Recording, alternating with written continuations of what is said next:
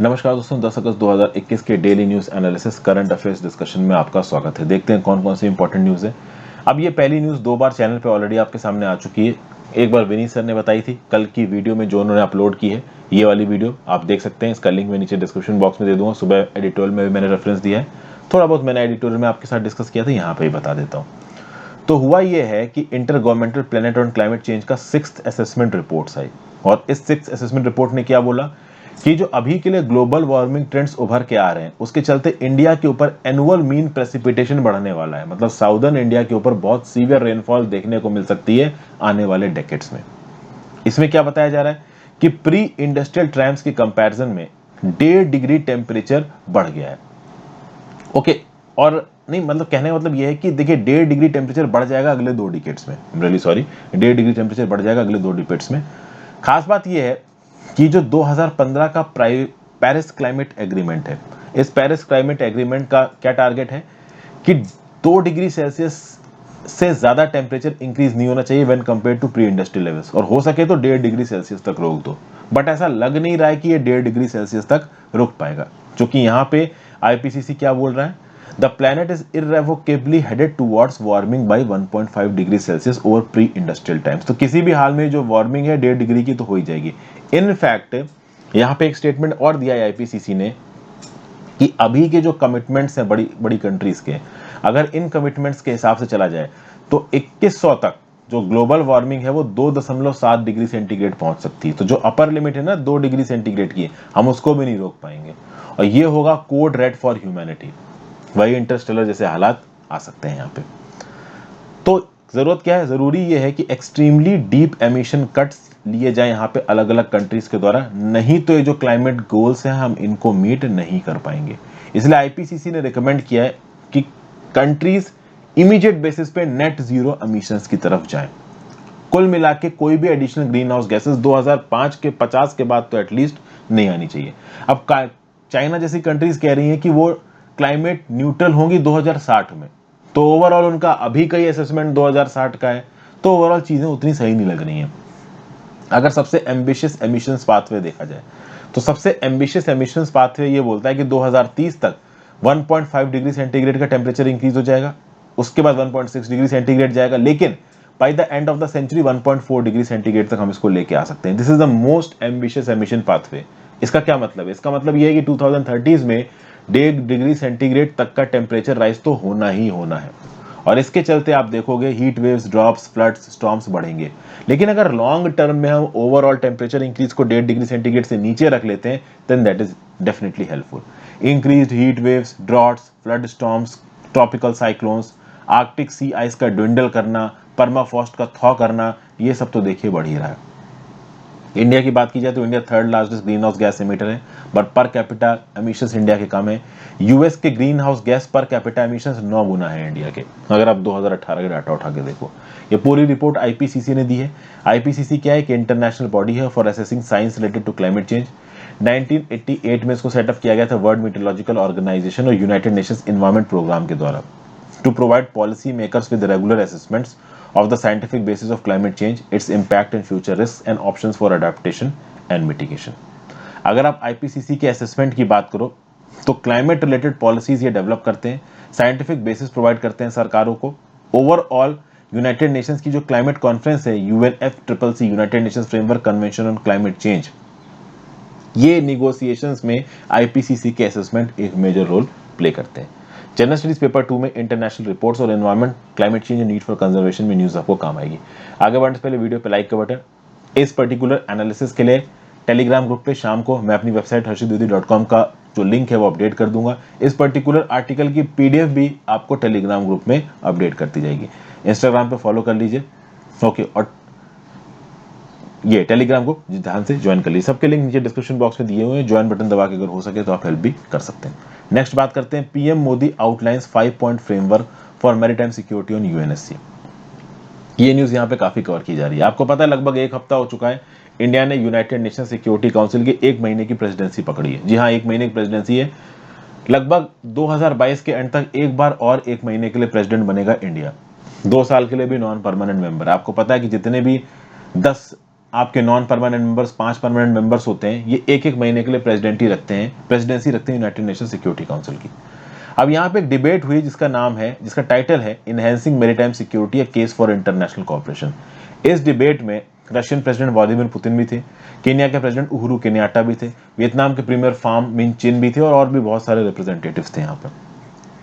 तो यहाँ पे यूएनएससी में जो इंडिया का प्रेसिडेंशियल स्टेटमेंट आया उसमें इंडिया ने क्या बोला है कि भाई उनक्लोज के नियम कानूनों को मानो, United Nations Convention on the Law of the seas नियम कानूनों को मानो, एक लीगल फ्रेमवर्क जो मैरीटाइम एक्टिविटीज का बनाया गया है उनक्लोज के द्वारा उसको मानना बहुत ज्यादा जरूरी है। फिर यहाँ पे मोदी जी ने 5 प्रिंसिपल फ्रेमवर्क को अपनाया है। इस 5 प्रिंसिपल फ्रेमवर्क में से पहला प्रिंसिपल क्या है? Removing barriers to maritime trade. Maritime trade में जितने भी प्रकार के बैरियर्स हैं उनको हटाओ। तो रूल बेस्ड ऑर्डर होना चाहिए मैरीटाइम, ओके, किसी भी प्रकार की पायरेसी नहीं होनी चाहिए, पायरेट्स को टैकल करना, ओवरऑल जो मर्चेंट शिप्स होते हैं इनको सिक्योरिटी प्रोवाइड करना। और इसके लिए मोदी जी ने एक स्कीम को भी हाईलाइट किया जिसका नाम है SAGAR scheme, security and growth for all in the region. ये एक 2015 का इंडियन फ्रेमवर्क है फॉर रीजनल मैरीटाइम सिक्योरिटी। जो सेकंड यहाँ पे आप कह सकते हो प्रिंसिपल दिया है इंडिया ने यूएनएससी की डिबेट में, वो ये है कि maritime dispute should be resolve peacefully in accordance with international law, adding that this was extremely important for promoting mutual trust and confidence and ensuring global peace and stability। ये basically शायद China की तरफ target करके India बोल रहा है कि भाई जो भी मैरीटाइम डिस्प्यूट्स है उसको इंटरनेशनल लॉ के हिसाब से सॉल्व करो। आपको पता है कि साउथ चाइना सी में चाइना जबरदस्ती कुछ आइलैंड्स के ऊपर अपनी डोमिनेंस को असर्ट करता है, तो इस चीज को पुश बैक करने की बात कर रहे हैं और इंडिया बोल रहा है कि भाई इंटरनेशनल लॉ के हिसाब से चीजें करिए, न कि अपने हिसाब से। यहाँ पे इंडिया ने अपना एग्जाम्पल भी दिया कि कैसे इंडिया ने बांग्लादेश के साथ मिलकर अपनी मैरीटाइम बाउंड्री को पीसफुली रिजॉल्व किया है। ठीक है, तो साउथ चाइना सी में चाइना के जो एक्शन है उसके ऊपर मतलब इनडायरेक्टली कमेंट किया है यहाँ पे इंडिया ने। अच्छा, यही पॉइंट मोदी जी ने 2018 के शांघरी लॉ डायलॉग में भी दिया था, जब मोदी जी ने बोला था common rules based order for the region that must believe in sovereignty and territorial equity, rules and norms based on the consent of all not on the power of the few. मतलब rules और norms जो सबके consent पे based हो, ना कि कुछ लोगों की ताकत के कंसेंट पे। तीसरा प्रिंसिपल जो मोदी जी ने प्रपोज किया है वो countries jointly tackle maritime threats from non state actors and natural disasters. तो नेचुरल डिजास्टर जैसे कोविड-19 पैंडेमिक, सुनामी वगैरह, और नॉन स्टेट एक्टर्स के चलते जैसे कि पायरेट्स वगैरह होते हैं, अगर इसके चलते मैरीटाइम थ्रेट्स आती हैं तो उसको काउंटर करना। चौथा प्रिंसिपल यहाँ मोदी जी क्या दे रहे हैं? Maritime environment and marine resources need to be conserved, highlighting pollution from plastic waste and spills. तो मैरीटाइम एनवायरमेंट और मैरीन रिसोर्सेज को प्रोटेक्ट करना, प्लास्टिक वेस्ट और ऑयल स्पेस को कम करना। और पांचवा सिद्धांत यहाँ पे मोदी जी दे रहे हैं responsible maritime connectivity, saying a structure was required to boost maritime trade with the development of global norms and standards. मतलब रिस्पॉन्सिबल मैरीटाइम कनेक्टिविटी एक ऐसा स्ट्रक्चर जो मैरीटाइम ट्रेड को बूस्ट कर सके, ग्लोबल नॉर्म्स और स्टैंडर्ड्स को डेवलप कर सके। यहाँ पे सागर विजन की बात की गई। सागर विजन क्या है इंडिया का? तो 2015 में इंडिया ने अपना एक स्ट्रेटेजिक विजन प्रोमोलगेट किया था इंडियन ओशन के लिए, जिसका नाम था security and growth for all in the region. इसको आप बोलते हो सागर। ये क्या है? It is an increasing recognition of the increasing importance of maritime security, maritime commons and perception. SAGAR के through India will deepen economic and security cooperation with its maritime neighbours and assist in building their maritime security capabilities. इसके लिए India को cooperate करना पड़ेगा on the exchange of information, coastal surveillance, building of infrastructure and capability strengthening. तो इससे India अपने national interest को भी सेफगार्ड करेगा। इंडियन ओशन रीजन में जो कोस्टल सर्वेलेंस करके इंडिया ना केवल हमारे जो नेबर्स है उनको सिक्योरिटी प्रोवाइड करेगा, फॉर एग्जांपल मालदीव्स हो गया, श्रीलंका हो गया, म्यांमार हो गया, बांग्लादेश हो गया, तो कोस्टल नेटवर्क रडार्स लगे होंगे इंडिया के, तो मैरीटाइम एरिया में कोई अनरेगुलेटेड वेसल, कोई अनअलाउड वेसल किसी कंट्री के डोमेन में घुस तो नहीं रहा है। हमारे मुंबई अटैक्स आपको याद होगा 26/11 कि भाई समुद्र के रास्ते मुंबई में कुछ आतंकवादी घुसे और उन्होंने ताबड़तोड़ गोलियां चलाई मुंबई में। तो इस प्रकार की एक्टिविटीज को अवॉइड किया जा सके, इसलिए SAGAR security and growth for all in the region में इंडिया अपने नेशनल इंटरेस्ट और इंडियन ओशन रीजन को भी सेफगार्ड करेगा, साथ साथ आसपास के जो हमारे नेबर्स हैं उनकी मैरीटाइम सिक्योरिटी का भी ध्यान रखेगा। और इस सागर को कंबाइन किया जाएगा एक्ट ईस्ट पॉलिसी के साथ, प्रोजेक्ट सागरमाला के साथ, प्रोजेक्ट मौसम के साथ। Overall India as a net security provider in Indian Ocean की तरह उभर के सामने आने की कोशिश कर रहा है, ब्लू इकोनॉमी को प्रोमोलगेट करने की कोशिश कर रहा है। जनरल स्टडीज पेपर 2 में bilateral, regional and global groupings and agreements और इंपॉर्टेंट इंटरनेशनल इंस्टीट्यूशंस में न्यूज आपको काम आएगी। तीसरी न्यूज 11,000 करोड़ का नया एडिबल ऑयल मिशन। सेंटर ने कहा है कि सेंटर 11,000 रुपए खत्म करेगा, 11,000 करोड़ रुपए खत्म करेगा for a new mission to ensure self sufficiency in edible oil production. देखिए इंडिया बहुत महंगे इंपोर्ट्स पे डिपेंडेंट है फॉर आवर ऑयल रिक्वायरमेंट्स। हम जो एडिबल ऑयल कंज्यूम करते हैं, खाने पीने वाला जो ऑयल कंज्यूम करते हैं, इसको हम बहुत हद तक इंपोर्ट करते हैं। इंपोर्ट करने के बजाय हम लोग सस्टेनेबली इसको अपने देश में बना लें, इसके लिए यहाँ पे एक नया न्यू एडिबल ऑयल मिशन की बात की जा रही है। तो ये जो national mission on edible oil है, इसको थोड़ा सा रिफर्बिश कर दिया गया। एक्चुअली मिशन पहले से ही चल रहा है। तो national mission on edible oil, oil palm, NMEOOP, ये 5 साल की पीरियड के लिए चलाया जाएगा, रिफर्बिश करके। अब देखिए क्या है, इंडिया एक मेजर एग्रीकल्चर एक्सपोर्टिंग कंट्री है। हम लोग एग्रीकल्चर प्रोडक्ट्स को एक्सपोर्ट करते हैं, लेकिन एडिबल ऑयल नीड्स के लिए हम लोग इंपोर्ट पे डिपेंडेंट है। अगर आप देखो तो इंपोर्टेड पाम ऑयल का जो शेयर है वो 55% है। इसका सॉल्यूशन क्या है? सॉल्यूशन ये है कि देखिए, नॉर्थ ईस्ट इंडिया और अंडमान एंड निकोबार आइलैंड्स में ऑयल पाम कल्टीवेशन को हम लोग यहाँ पे प्रमोट करें। एडिबल ऑयल को बाहर के मार्केट से खरीदने के बजाय, ये जो हजारों करोड़ रुपए हम लोग इंपोर्ट में खत्म कर रहे हैं एडिबल ऑयल के, उससे बेटर ये है कि हम अपने फार्मर्स को सपोर्ट दें कि वो पोटेंशियल इलाकों में एडिबल ऑयल की खेती कर सकें, और उससे एडिबल ऑयल सीड्स पैदा करके हम अपनी खुद सस्टेनेबल तरीके से एडिबल ऑयल बना सके, ना कि इंपोर्ट पे डिपेंडेंट रहे। और इसके लिए जो पहले से नेशनल एडिबल ऑयल मिशन चल रहा है, इसके रिस्पेक्ट में फरवरी 2020 में कॉमर्स मिनिस्टर पीयूष गोयल ने राज्यसभा में स्टेटमेंट भी दिया था कि भाई हम लोग इंपोर्ट डिपेंडेंस को कम करने की कोशिश कर रहे हैं एडिबल ऑयल की। तो जो इंपोर्ट डिपेंडेंस है 60% एडिबल ऑयल की, उसको 45% तक करने की कोशिश कर रहे हैं बाय 2024-25, और एडिबल ऑयल प्रोडक्शन को 10.5 मिलियन टन से बढ़ा के 18 मिलियन टन करने की कोशिश करेंगे 2024-25 तक। 70% का ग्रोथ टारगेट रखा है 2024-25 तक। ठीक है। ऑयल सीड प्रोडक्शन में 55% ग्रोथ हो सकता है। लगभग 47.8 मिलियन टन के ऑयल सीड्स हम लोग पैदा कर सकते हैं। इस प्रकार के टारगेट्स सरकार ने रखे थे, ऐसा पीयूष गोयल साहब ने फरवरी 2020 में राज्यसभा में बताया था। अब ये जो NMEO है, OP, national edible oil mission NMEO-OP, इसका जो प्रेडेसेसर था, ये जो अभी के लिए स्कीम लाई गई, इसका जो प्रेडेसेसर था national mission on oil seeds and oil palm. अब ये जो national mission on oil seeds and oil palm था, ये जब कांग्रेस की सरकार खत्म हो रही थी ना, तब चालू किया गया था, और उसके बाद उसको नेशनल फूड सिक्योरिटी मिशन के साथ जोड़ दिया गया था। ओवरऑल आप देखोगे तो ये जो एडिबल ऑयल प्रोडक्शन के लिए जो स्कीम चलाई जा रही है हमारे देश के अंदर, जिसके बारे में फरवरी 2020 में कॉमर्स मिनिस्टर पीयूष गोयल ने बोला भी था, कहां पे? राज्यसभा में। अच्छा देखिए, यहां पे ध्यान दीजिएगा, कॉमर्स मिनिस्टर पीयूष गोयल ने राज्यसभा की क्वेरी देते वक्त क्या बोला था? नेशनल मिशन NMEO यानी नेशनल एडिबल ऑयल मिशन, ये प्रपोजल था उस समय पे, मतलब फरवरी 2020 में ये प्रपोजल था। इस प्रपोजल को फाइनलाइज किया गया in the form of national edible oil mission oil palm NMEO-OP। तो इसीलिए यहां पे बोला जा रहा है कि ये नई स्कीम है। हाँ, हालांकि आप देखोगे कि जो नेशनल फूड सिक्योरिटी मिशन है, उस नेशनल फूड सिक्योरिटी मिशन में भी एडिबल ऑयल की प्रोडक्शन को भारत सरकार लगातार बढ़ाने की कोशिश कर रही है। तो यूपीए की जब सरकार खत्म हुई थी, तब जो मिशन आया था वो था national mission on oil seeds and oil palm. बाद में mission national food security mission के अंदर मिल गया। नेशनल फूड सिक्योरिटी मिशन के अंदर एडिबल ऑयल की प्रोडक्शन को हमारी सरकार ने बढ़ाने की कोशिश की है। लेकिन रिसेंटली एक नई स्कीम लाई गई जिसका नाम है NMEO-OP, national edible oil mission oil palm. इस स्कीम के अंदर 11,000 करोड़ रुपए अगले 5 साल में खत्म किए जाएंगे, और ओवरऑल प्रोडक्शन कैपेसिटी को बढ़ाने की कोशिश की जाएगी। हालांकि भारत सरकार अभी भी कह रही है कि भाई मई 2020 तक ये लोग ठीक ठाक सक्सेस पा चुके हैं एडिबल ऑयल मिशंस की प्रोडक्शन में। मतलब एडिबल ऑयल की प्रोडक्शन को सरकार ने अभी भी बढ़ाया है। एग्रीकल्चर मिनिस्ट्री ने क्या बोला in May 2020? Oil seed production had grown 35% from 27.5 million tons in 2014-15 to 37.3 million tons. मतलब कि 2014-15 में जितनी एडिबल ऑयल्स पैदा हो रहे थे देश में, वो थे 27.5 मिलियन टन्स। ऑयल सीड्स जितने पैदा हो रहे थे, ये 2020-21 में पैदा हो रहे हैं 37.3 मिलियन टन्स। तो नेशनल फूड सिक्योरिटी मिशन के अंदर ही एडिबल ऑयल्स का जो प्रोडक्शन है वो 2014-15 में 27.5 मिलियन टन से बढ़ के 2020-21 में 37.3 मिलियन टन हो गया। जो इसका एक्रिएज है, वो एक्रिएज 8.6% से बढ़ा है। आप बोलोगे एक्रिएज क्या होता है? तो वो इलाका जहां पे ऑयल सीड्स की खेती की जाती है, और जो इसका ईल्ड है, यानी पर हेक्टेयर में कितना ऑयल सीड पैदा हो रहा है, ये ईल्ड 20% से बढ़ी है।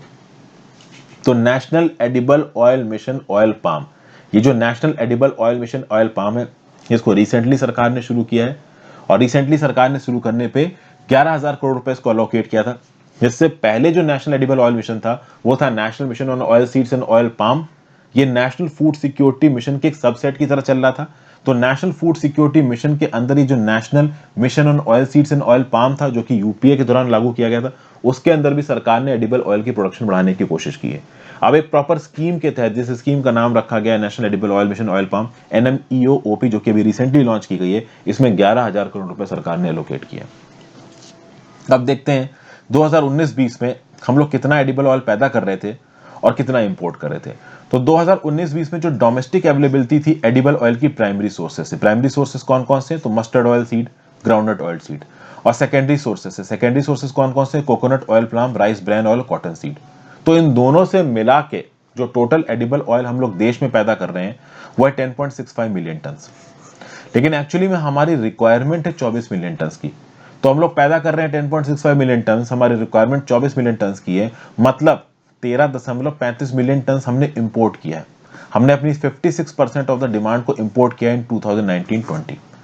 इसमें से पाम ऑयल इंपोर्ट किया 7 million ton, soybean oil import किया 3.5 मिलियन टन और सनफ्लावर ऑयल इंपोर्ट किया 2.5 मिलियन टन। इंपोर्ट कहां से हुआ है, तो सोयाबीन ऑयल इंपोर्ट हुआ है अर्जेंटीन और ब्राजील से। मलेशियन पाम ऑयल इंपोर्ट हुआ है, पाम ऑयल इंपोर्ट हुआ इंडोनेशिया से और मलेशिया से। और सनफ्लावर ऑयल इंपोर्ट हुआ यूक्रेन और अर्जेंटीना से। तो soybean oil import from Argentina and Brazil, palm oil import from Indonesia and Malaysia, and sunflower oil import from Ukraine and Argentina. General Studies Paper 2, Government Policies and Interventions में particular news आपको काम आएगी। Next बात करते हैं किसकी, Delhi high court says adoption not limited by religion. देखिए recently Delhi high court ने बोला है कि एक क्रिश्चियन कपल जो कि यूएस सिटीजन है, उन्होंने एक हिंदू पेरेंट के बच्चे को अडॉप्ट किया, माइनर गर्ल को। लेकिन ये जो एडॉप्शन डीड साइन हुई थी वे हिंदू एडॉप्शन और मेंटेनेंस एक्ट के अंदर डीड साइन हुई थी। अब यहां पे एक प्रॉब्लम है। देखिए एडॉप्शन के लिए दो नियम कानून है इंडिया के अंदर। एक है गार्जियंस एंड वार्ड एक्ट 1890 जो कि मुस्लिम्स, क्रिश्चियंस, पारसीज और ज्यूज के एडॉप्शन को देखता है, और एक है Hindu adoption and maintenance act 1956 जो कि हिंदू, सिख्स, बुद्धिस्ट और जैन्स के अंदर एडॉप्शन को देखता है, और जुवेनाइल जस्टिस एक्ट भी एडॉप्शन से डील करता है। तब प्रॉब्लम यहां पे ये हुई कि ये जो हिंदू माइनर गर्ल है जो कि हिंदू पेरेंट्स के यहाँ पैदा हुई है, इसको अडॉप्ट किया एक क्रिश्चियन कपल ने जो कि यूएस बेस्ड है। अब इस क्रिश्चियन कपल को इस बच्चे को लेके जाना है देश के बाहर, लेकिन इनकी जो अडॉप्शन डीड थी वो Hindu adoption and maintenance act के अंदर थी। तो जब ये केस पहुंचा आपका दिल्ली हाई कोर्ट में, दिल्ली हाई कोर्ट की जो जस्टिस है यहाँ पे, जस्टिस मेनन, इनका नाम है पूरा जस्टिस आशा मेनन। जस्टिस आशा मेनन ने इस क्रिश्चियन कपल को गरियाया। इन्होंने बोला कि आप HAMA के अंदर एडॉप्शन डीड क्यों साइन कर रहे हो? अगर आपको एडॉप्शन डीड साइन करवानी है तो आप juvenile justice care and protection of children act के अंदर साइन करवाइए।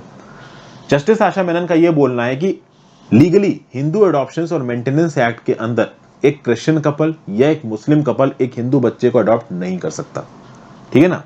तो इसीलिए यहाँ पे जस्टिस आशा मेनन ने क्रिश्चियन कपल को गरियाया, बोला कि देखिए भले ही आप क्रिश्चियन है, आप एक हिंदू बच्चे को अडॉप्ट कर सकते हो, लेकिन एक हिंदू बच्चे को अगर आपको अडॉप्ट करना है तो आप इस एडॉप्शन को रजिस्टर करवाइए under juvenile justice care and protection of children act, ना कि Hindu adoption and maintenance act. Hindu adoption और मेंटेनेंस एक्ट के अंदर एक क्रिश्चियन कपल एक हिंदू बच्चे को अडॉप्ट नहीं कर सकता। हालांकि इस एडॉप्शन की लीगैलिटी में जस्टिस मेनन साहब ने यह भी बोला, मैम ने यह भी बोला कि देखिए इस चाइल्ड की अच्छी खासी रिस्पॉन्सिबिलिटी ले रहे हैं इसके फास्टर पेरेंट्स, ओके, और ओवरऑल इस बच्चे को ठीक से पाल रहे हैं, इस बच्चे को किसी प्रकार की कोई परेशानी नहीं है, तो ये एडॉप्शन बिल्कुल लीगल है। लेकिन जो डीड के अंदर, मतलब जो डीड साइन की गई वो HAMA एक्ट के अंदर साइन की गई है, वो गलत है। जुवेनाइल जस्टिस एक्ट के अंदर इसको साइन करवाओ, ओके। एक्चुअली में प्रॉब्लम ये हुई थी कि ये जो क्रिश्चियन कपल था वो अपने बच्चे को लेके वापस यूएस जाना चाहते थे। अभी वापस यूएस जाना चाहते हैं तो उनको नो ऑब्जेक्शन सर्टिफिकेट चाहिए। नो ऑब्जेक्शन सर्टिफिकेट कौन देगा? कारा, सेंट्रल एडॉप्शन रिसोर्स अथॉरिटी। कारा जो बॉडी है वो किसके अंदर बनाई गई है? कारा बॉडी बनाई गई है under section 68 of the juvenile justice care and protection of children act. कारा मैं आपको बता दूं स्टैट्यूटरी बॉडी है under ministry of women and child development. चूंकि जुवेनाइल जस्टिस एक्ट 2015 के अंदर बनी है तो स्टैट्यूटरी बॉडी है, नोडल बॉडी है for adoption of Indian children. In country और इंटर कंट्री अडॉप्शंस के साथ ये डील करती है। और कारा बनाने के बाद हम लोग Hague convention on the inter country adoption 1993 के हिसाब की सारी प्रोविजंस को मानते हैं। कारा एक्चुअली में सेंट्रल अथॉरिटी है जो इंटर कंट्री अडॉप्शन के साथ डील करती है और हेग कन्वेंशन के सारे प्रोविजंस को मानती है। तो कुल मिला के जब इस यूएस कपल को अपने इस हिंदू जो बच्चा था इसको लेके वापस यूएस जाना था तो उनको कारा का एनओसी चाहिए था। तो कारा ने बोला आपका एडॉप्शन पेपर कहाँ रजिस्टर्ड है, तो पता चला कि HAMA के अंदर रजिस्टर्ड था।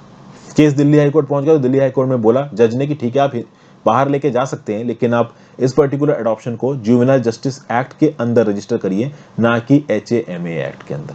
General studies paper 2 population and associated issues, Indian society और फंक्शनिंग ऑफ जुडिशरी में चीज काम आएगी। मतलब जुवेनाइल जस्टिस एक्ट के अंदर एक मुस्लिम कपल, एक क्रिश्चियन कपल या किसी और धर्म का कपल एक हिंदू बच्चे को अडॉप्ट कर सकता है, सिमिलरली एक हिंदू कपल एक क्रिश्चियन बच्चे को अडॉप्ट कर सकता है, मुस्लिम बच्चे को अडॉप्ट कर सकता है, वाइस वर्सा आप समझ सकते हैं। और आज की final news, study increase in India's lion population. World lion day celebrate किया जाता है 10 अगस्त को। हर साल लॉयन के बारे में अवेयरनेस बढ़ाने के लिए और उनके प्रोटेक्शन और कंजर्वेशन के लिए सपोर्ट को मोबिलाइज करने के लिए वर्ल्ड लॉयन डे मनाया जाता है। ये जो world wide fund for animals ये है ऑर्गेनाइजेशन है, इसने बोला है कि भले ही लॉयन को आप किंग ऑफ द जंगल बोलते हो, बट ये जंगल में नहीं पाया जाता, ये ग्रासलैंड और प्लेन्स में पाया जाता है। पिछले कुछ सालों में जो लॉयन की आबादी है वो उसने स्टडी इंक्रीज देखा है। वाइल्ड लाइफ कंजर्वेशनिस्ट के लिए एक अच्छी बात है कि भाई लॉयन की आबादी, एशियाटिक लॉयन की आबादी 29% बढ़ी है, खासकर जो गुजरात के गिर फॉरेस्ट में रह रहे हैं। 2015 में 523 थे, 2020 में ये 674 हो गए। जिस इलाके में लॉयन पाए जाते हैं, लॉयन का जो डिस्ट्रीब्यूशन एरिया है वो भी बढ़ा है।